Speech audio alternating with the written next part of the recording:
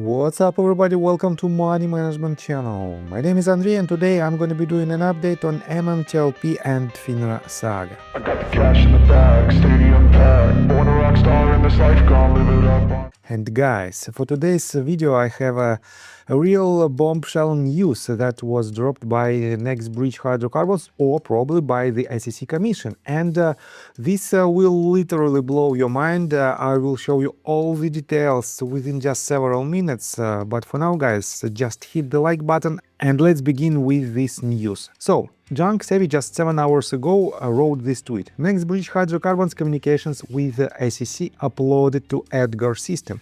Documents span 2024-2025 and reference communications regarding financial disclosures. MMTLP, MMAT, TRCH.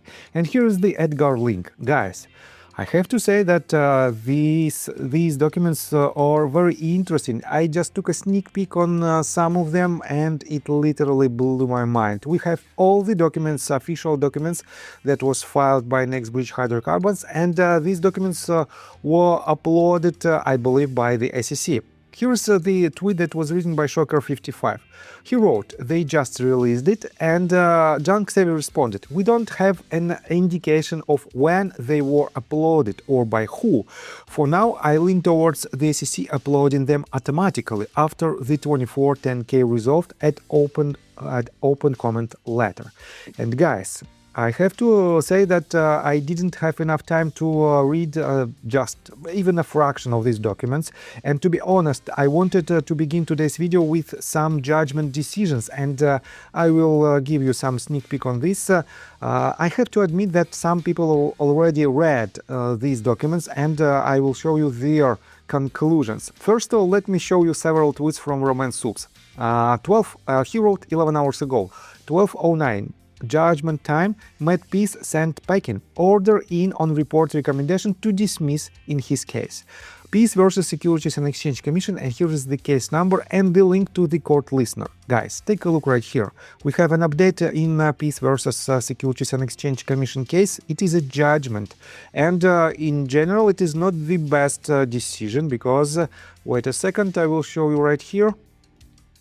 Order of final judgment. On February 25, 2026, the court affirmed the reports and recommendations of the United States Magistrate Judge Ronald C. Griffin concerning the defendant's motion to dismiss. Collectively, the RRs recommended dismissal of all claims in plaintiff operative complaint and denial of further leave to amend. As nothing remains to resolve, the court renders final judgment pursuant to Federal Rule of Civil Procedure 58. It is so ordered. And guys, I think well, at least one case is closed. One case is closed in the set of cases of 1209 community. It is not the best news, but it is just a news that, well, that gives us more detail that we shouldn't use the same exact path in our litigation processes. Next one, another tweet that was written by Roman Soups. Class dismissed. Next Bridge Hydrocarbons dismissed with prejudice from Daniel Spears 1209 lawsuit. Judge cites no opposition to the report saying dismissal Next Bridge. Was Daniel asleep at the wheel? Either way, she gave it her best. And here's another decision of wait a second. Yes, it is the case of Daniel Spears versus Securities and Exchange Commission, Next Bridge Hydrocarbons, Greg McCabe, John Burda, Jane Doe and Joe Doe, and Financial Industry Regulatory Authority. And yes, unfortunately, without additional actions from Daniel Spears, this case was also dismissed with prejudice.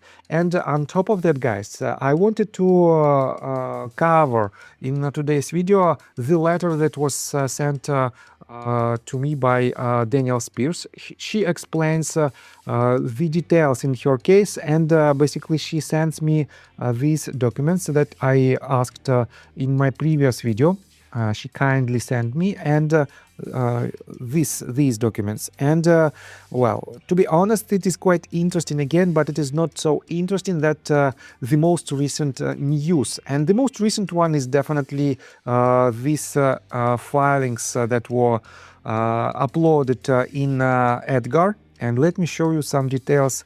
First of all, again, from the 1209 community, from Daniel Spears herself. Roman Soups wrote, MMAT, soon it will be time to have a celebration of life for the 1209 lawsuits. Appreciate that integrity and principle is greater than blind loyalty and less embarrassing. The fight was not for nothing. Sometimes the reward is the friends made along the way.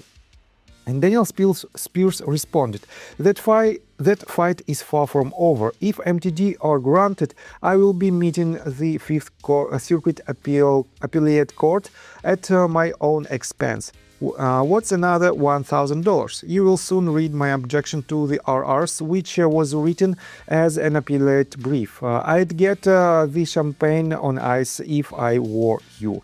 So, Daniel Spears will continue to fight, and I want to give huge shout out to Daniel because she's a real fighter. And let's switch to another news, to the Edgar filings. So, Sam wrote, well, thank you SEC. Greg McCabe never made good on his promise to release comment letters, but SEC did. And guys, I showed you that Greg McCabe promised in one of his previous PR statement to release these documents, but he didn't do it. He never disclosed this information, and SEC did it. And it is a very good update because we have to see this transparency from both sides of the conflict.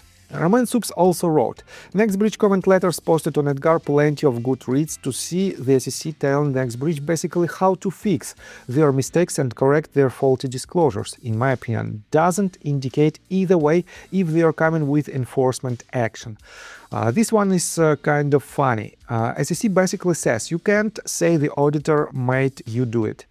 You have to take some accountability if you run public company, paraphrased. So guys, it is very interesting to see and to read these documents, and Puzzled Raccoon also wrote this. MMTLP, comment letters are out on Edgar for NextBridge. Looks like I was right and they were giving McCabe an opportunity to make the books look a little less like fraud.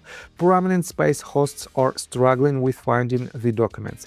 And here's some updates. First of all, he wrote this and he published this screenshot.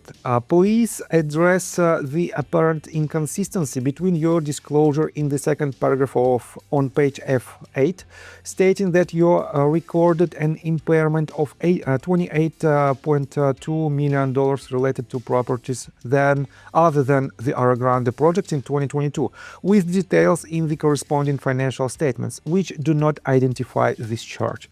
So, you can see that SEC clearly stated that they wanted this type of correction in official documents, and well, these mistakes were made probably intentionally or unintentionally by the board of directors in order to probably hide something. And in a minute I will show you even a real bombshell news, the price of NextBridge hydrocarbons shares. So, another one. Butler Butcher wrote this, don't you all love transparency for MMTLP?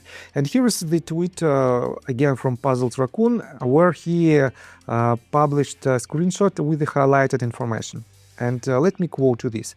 Please expand your disclosure to include a description of the errors that have led to the restatement to comply with ASC document, including the errors in your initial accounting in the 2022 annual report and the errors attendant to the restatements that were made to the 2022 annual amounts when filing your 2023 annual report, and to the 2023 first, second, and third quarter interim amounts in the comparative presentations when filing the corresponding 2024 interim reports. For example, it should be clear that your initial accounting for the oil and gas properties was incorrectly based on a presumption of fair value and did not properly consider the continuity of economic interests that had been conveyed via the preferred shares issued by Torchlight Energy Resources. And guys, you can see that SEC clearly stated what should be corrected in these reports, and it took, several years to make these corrections, but still I believe that there is plenty of other mistakes. And let me show you another real bombshell of today's video. Puzzled Raccoon found this information in these documents. The truth of what the shares are worth is coming out. And here is the comments from the Next Bridge Hydrocarbons. As of March 29, 2024, the company's common stock was valued between 17 cents and 18 cents, and the company used 18 cents. The company believes that using the cash selling price is not the best indication of value because the makeup of the assets purchased and the subsequent assets sold were not the same. There were differences in the depth of formation rights granted in the leases, provision regarding overriding interest, potential drilling location differences, seismic data existed for some but not for all the assets, and varying options to participate in future drilling commitments. Due to these significant differences in the assets, use of the subsequent sale as the best indication of value is not reliable. Further, when compared to an independent valuation on the data of the purchase of the assets, using the subsequent cash value would imply an inflated value of the company's common stock price based on the number of shares issued in the transaction, calculated at 92 cents based on such cash selling price. And the company does not believe that to be an accurate reflection of the value after taking into consideration a discount for the lack of marketability of the shares. Guys, this is the official statement from Next Bridge Hydrocarbons itself, and it says that the fair value of their shares is just 18 cents. Company used 18 cents in their documents, in their internal documents, and that is why all the disclosures were made not by Next Bridge itself but by SEC. And I believe that well, you have to put into the consideration that unfortunately the price of Next Bridge Hydrocarbons shares is around well, less than 20 cents. It is what it is, but guys, this means that you have to act. Well, as I told you multiple times, you shouldn't be blind and you shouldn't rely on Greg McCabe, because this is his own statements. He doesn't want to help you. He just wants to hide the information that is sensible for him and for his assets. And I believe that well, with this information, with this disclosure, we will see more lawsuits against Greg McCabe. And guys, I told you previously that the first winning lawsuit will take the majority of the price. And I have to say that Greg McCabe has sufficient amount of money to cover your damages. Yes, this leads me to the conclusion that the only path, and I have to admit that the most recent disclosures confirmed it for 100%. The most prominent and the most promising path for the MMTLP community is to sue the board of directors and to find the truth from this side, because as you can see, FINRA and SEC tried to help Greg McCabe to make a proper filings, to make a proper documents in their 8K and 10K statements. On top of that, take a look right here. In response to this share price, Gobery wrote 40 million shares at 18 cents is under $8 million. They better do much more than that, or some people may even finally wake up. And Aaron Cho wrote, I'm sure after any initial reaction, most people will just revert back to so-called trust McCabe and blame any low prices on evil forces. So we will see what will be the decision and what will be the comments from the majority of MMTLP community. But guys, you have to keep in mind that this is the official statement from Greg McCabe. Unfortunately, we don't have any comments from George Palikros. Just recently, he wrote this tweet where he is pointing to the fail to delivers, and he wrote that TRCH failed to delivers on February 10 of 2021 was more than 1.6 million shares, meaning 7.3% of the 23 million share offering failed to deliver on day one. This was a 6x spike from 300k FTDs on pricing day, February the 8th, just warming up. And guys, it is very convenient to just show very well common information, but without any answers on particular questions. And here is the answer. Here is the question basically. Hi George, can you share us why the Metamaterials board didn't delay the spin-off after the U3 halt? Many of us thought it would happen for sure, but instead it went through, NBH went private, and we all got trapped. They instead sent out a PR saying all's good. Why? And guys, take a look right here. George Palikers didn't respond on this question because it is inconvenient for him. It is very tricky question to answer because he doesn't have these answers. And all this information, guys, again confirms that I was right, and you are blind if you don't see these facts. On top of that, I want to pay attention to Ann Vandersteel tweets as well. She tries to mislead, again, intentionally or unintentionally, MMTLP community.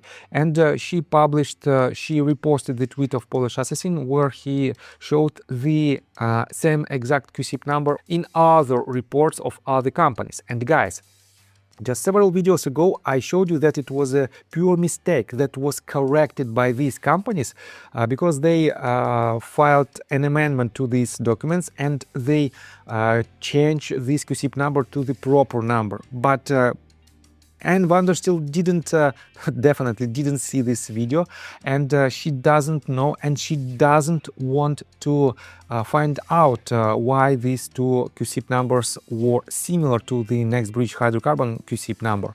And it was a pure mistake that was corrected, but she didn't know about this, and she doesn't know about this, and she doesn't post any updates on this story. So I think that's all information that I want to provide you. If you like my video, please hit the like button and subscribe to my channel with notification bell, and see you guys and girls next time. Bye! I got the cash in the bag.